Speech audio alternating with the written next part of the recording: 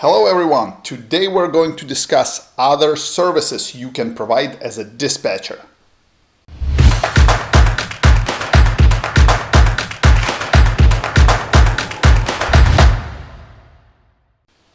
So what are these other services that you can offer and why should you offer them in the first place?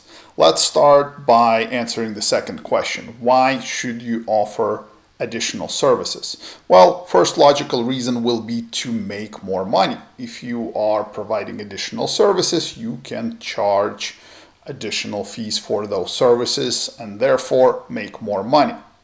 Second reason is that if you are offering some sort of a unique service which your competitors do not, this provides you with a competitive advantage where a client may choose you over somebody else because you're offering a service that they need and somebody else is not providing it. So let's review a few examples. So a very typical service which a lot of dispatchers offer is billing and invoicing. Okay, you may or may not know, but once load gets delivered, it has to be billed to a shipper or a freight broker. Some motor carriers bill shippers and freight brokers directly. Others use a factoring companies. Regardless, they have to submit a set of documents in order to get paid for the load they have delivered. And for a small motor carrier, for someone who is staying on the road, this is not convenient. So it is very good idea to help your client, motor carrier, with this type of service where you're going to put together all the necessary documents and send it out or submit it or put it into the system so your client can get paid as soon as possible. Some other dispatchers offer 24-hour support. So they are available or they work as a team. So there's always someone available 24 hours a day.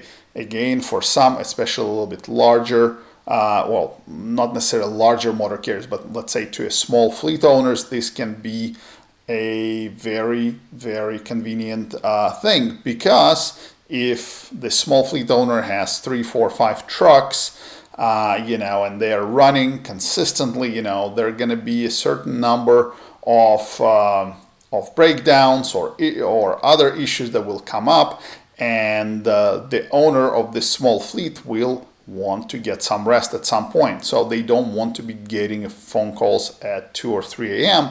So someone dealing with those problems is a very attractive proposition for them. So again, this is another service that is being provided.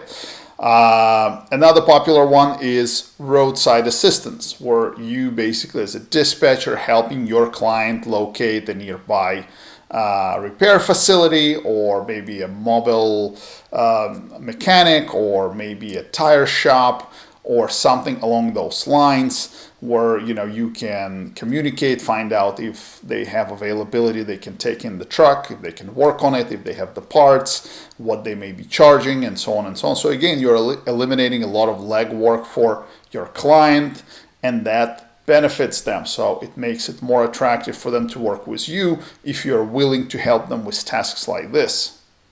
Now, the services I just mentioned are very typical for truck dispatching. But what you should do is you should look back at your personal experience, your previous jobs, and you should think, what was I doing there? Okay, what kind of problems was I solving? Can I implement my knowledge and help trucking companies with this experience that I have? For example, if you worked in a compliance company before, you may be familiar with how to apply for various permits. You may be familiar how to do fuel taxes. You may know how to prepare for DOT audit. This is a great experience. This is something you can offer to your clients and you can charge for that. Or maybe you just were doing accounting in some other field of business, but accounting is accounting. If you can do the books, you can do the books. So you could offer that as an additional service to your clients as well. Maybe you can help with payroll if they have several drivers, which are employees, and you've done that before. Again, this can save time and money to your client, and that will make you a more attractive candidate as a dispatcher. And sometimes you may not really even expect, we all have unique experiences and we can do a lot of unique things. So you just need to think how this can be implemented. Let me give you an example. If you go to learndispatch.com, you will see that besides training courses, we offer a web starter package, which includes training, and it also includes our team developing a website for our student. Now, what does dispatching has to do with web development? Technically nothing, but we know that there is a demand from our students who wants to get a head start. Once they complete the training, they want to have a ready-to-go website. And we can help them with this task because this is an experience we have. This is something we can provide. So it benefits them by making it easier for them to transition into the role of a dispatcher. And it provides additional income for us and provides us with certain competitive advantage. And even so, we don't necessarily see a logical connection between web development and dispatching. You see, it somehow works and helps everyone. So maybe just sit down, take a piece of paper and a pen and list, your previous places of employment, your previous business experiences, and answer a simple question. What was I doing there? What kind of problem was I solving there? And can I apply this knowledge to a trucking industry? And if I can, how would I do this? What would I charge for it? Now remember that you shouldn't just imagine the services that you are going to provide, because you will have to actually execute. You will have to actually do them for your clients, and you will have to do them well so your clients stay happy. But again, sky is the limit. Whatever your experiences are, whatever service you can come up with, if they're solving some sort of a problem, there's probably going to be a demand for them, and you will be able to make more money by offering those additional services besides the core dispatch service that you are planning to provide.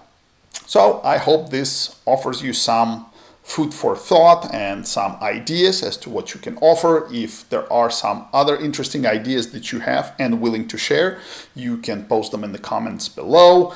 And with all that being said, we are going to wrap up this video, and I will see you next time.